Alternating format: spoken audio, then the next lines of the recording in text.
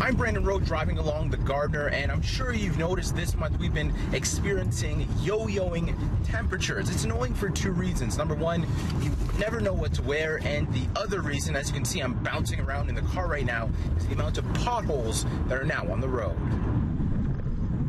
To be honest with you, the potholes are pretty dangerous, and I personally think that's been going on for quite some time. I think the city needs to do something about it to make it more safer for citizens. This weekend, the city has been working round the clock to patch the holes, and it isn't cheap. It costs the city about $4 to $5 million a year to fix potholes in Toronto. Around this time last year, 7,700 potholes were patched, and so far this year, the city has filled just over 6,000. This weekend, the city called an all-out repair blitz. We are going to be under the supervision of our fantastic Transportation Services Department and all the crew members you see here this morning, really getting some extra crews out onto the roads to try and get on top of this over the course of this weekend.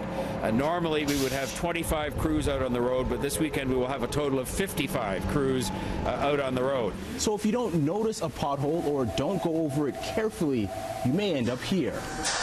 Myself this winter, we did maybe 150 cars already. For me, it's good if they break, but it's not good for customer relation. It's not good for the customer. Jokes aside, it could cost you a pretty penny if you damage your car because of a pothole. This driver, who didn't want to appear on camera, popped a tire after going over a pothole coming off the Gardner. These rims, not this, but some others, are very costly. They can cost anything from $300 to $1,000. Potholes are created when water gets into the cracks of the pavement. So with freezing rain expected tomorrow and another thaw later this week, expect more craters during your commute. When it comes to potholes, the city says the message is simple. If you can't safely drive around it, safely drive over it.